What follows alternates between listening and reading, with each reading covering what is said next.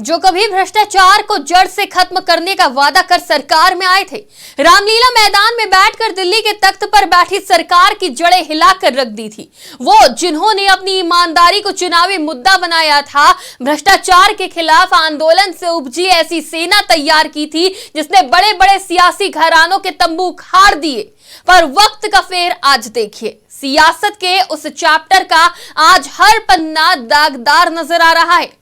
हम बात कर रहे हैं आम आदमी पार्टी की, जिसके कई नेता कथित शराब घोटाला मामले में सलाखों के पीछे हैं और सीएम केजरीवाल को पूछताछ के लिए ईडी 3 बार समन भेज चुकी है, लेकिन वो हाजिर नहीं हुए।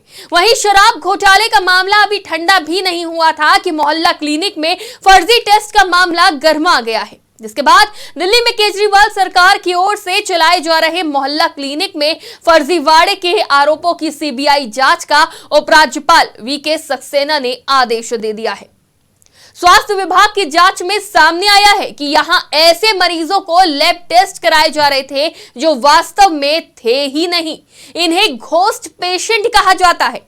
ऐसा प्राइवेट लैब को फायदा पहुंचाने के लिए किया जा रहा था। इसे लेकर भाजपा प्रवक्ता सुधांशु त्रिवेदी ने गुरुवार को प्रेस कॉन्फ्रेंस की। उन्होंने कहा कि आम आदमी पार्टी ने दारू के बाद दवा घोटाला किया है। क्या इन मोहल्ला क्लिनिक में सीसीटीवी कैमरे थे? अगर थे तो एक दिन में यहां 500 पेशेंट के आने का फुटेज भी होगा। बनाई, फिर उसमें जांच, पहले मामूली जांच होती थी, फिर बड़ी जांच की व्यवस्था की, फिर वो सब आउटसोर्स कर दी। यानी कुछ वैसा ही जैसा शराब घोटाले में हुआ था। कदम कदम रफ्ता रफ्ता बढ़ाते हुए और फिर उसमें फेक पेशेंट्स और फेक बिल रेज करने की बातें मीडिया में आ रही हैं।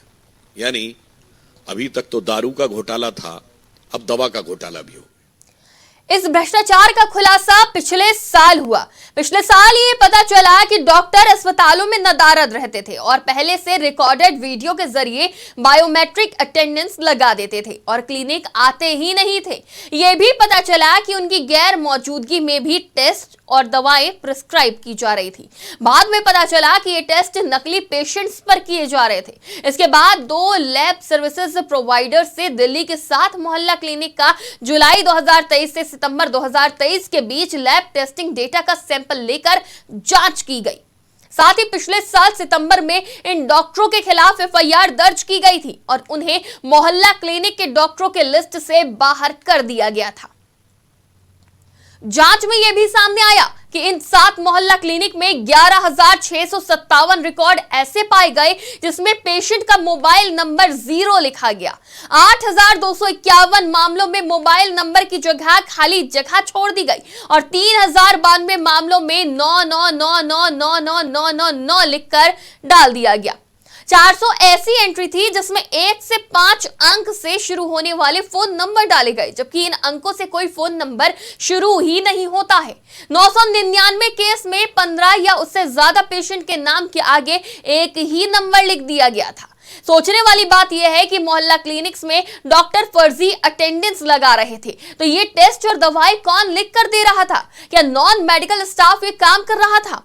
ये खुलासा होने के बाद आम आदमी पार्टी और केजरीवाल की ईमानदारी पर सवाल उठ रहे हैं। भाजपा हमलावर है। दिल्ली के मुख्यमंत्री अरविंद केजरीवाल भी शराब घोटाला मामले में जांच की आंच से दूर नहीं है। शराब घोटाला मामले में 3 बार ईडी की तरफ से केजरीवाल को समन भेजा गया, लेकिन वो पेश नहीं हुए, जिस पर भाजपा के प्रवक्ता गौरव भाटिया ने शायराना अंदाज में उन पर हमला बोलते हुए कहा, अरविंद केजरीवाल जो भी कहते थे कि हमें भारत से भ्रष्टाचार को खत्म करना है, अब ऐसे भ्रष्ट व्यक्ति बन गए हैं जो सोचते हैं कि वो कानून से ऊपर है। अरविंद केजरीवाल घबराए हुए हैं और कह रहे हैं कि लागा चुनरी में दाग छुपाऊं कैसे, किया है भ्रष्टाचार ईडी के पास जाऊं कैसे। अब सवाल ये उठता है कि क्या दिल्ली के मुख्यमंत्री अरविंद केजरीवाल को गिरफ्तारी का डर सता रहा है? कड़ाके की ठंड में जैसे ही केजरीवाल के पास ईडी का तीसरा नोटिस पहुंचा तो राजनीति तापमान इतना तेज हो गया कि बयानों से लेकर एक्शन तक में गर्मी दिखाई देने लगी। मोहल्ला क्लिनिक और ईडी जांच को लेकर बुधवार रात से केजरीवाल की पूरी पार्टी एक्टिव हो गई है। केजरीवाल के मंत्री ट्विटर पर दावा करने में लगे हुए हैं कि ईडी की पूरी कवायद लोकसभा चुनाव से पहले केजरीवाल को गिरफ्तार करने की है। राजनीति चरम पर है, लेकिन जो सबूत सामने आए हैं उसको कैसे नकारा जाएगा?